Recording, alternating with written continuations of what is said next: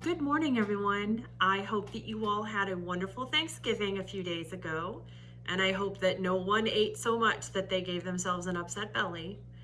I know that I had a good time. It was just me and one of my sons. But you know what I did have that a lot of people may not have had is that I had hope. I had hope that not too far from now, I won't be just seeing one of my boys, but all three of my boys and my daughter. Now, here's the funny thing about that word hope. Hope is something that a lot of people don't understand.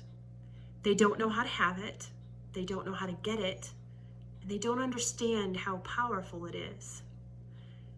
Now, the reason we're going to talk about hope today is that today is the first Sunday of Advent.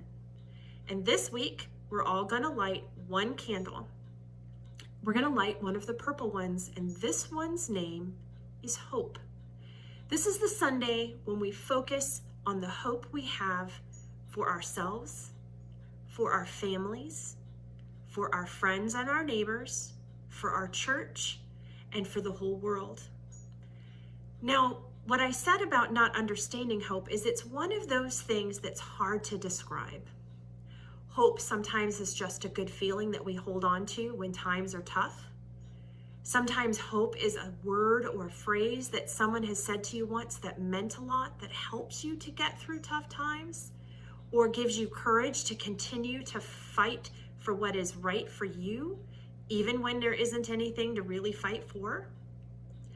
And sometimes it's just a good feeling to help make it through every single day, regardless of how you're feeling or how tough or good things are.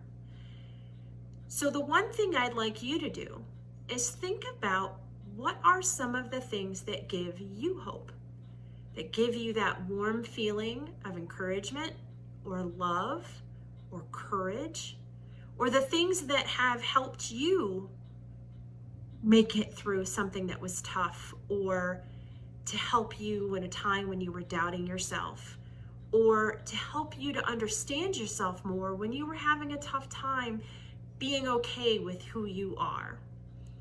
For me, some of those phrases were things like,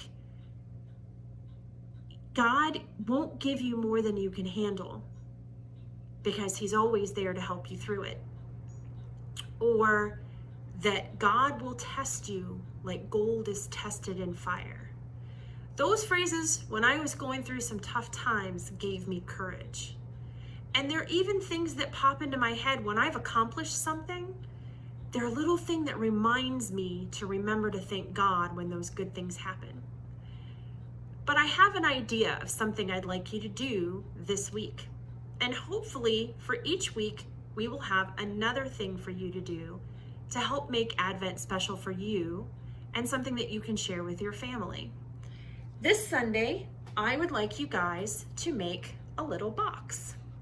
Now, this one in particular, mine, I'll open it up so you can kind of see inside, was actually the inside of a butter container. And all I did was turn my little empty butter container inside out. And then I retaped it along the one side. Where is it? Right here. And I colored it. And I gave it the names of each of the candles. We've got hope, peace, joy, and love. And those are all of the 4 candles of our Advent wreath. Now I'm going to put this one either in the middle or next to my Advent wreath, depending on how my candles are, because I don't want it too close to the fire.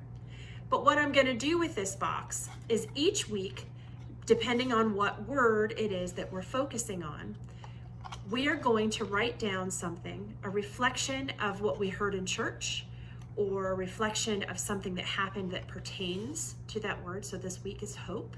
And we're going to write it down on a piece of paper and we're going to put it in the box.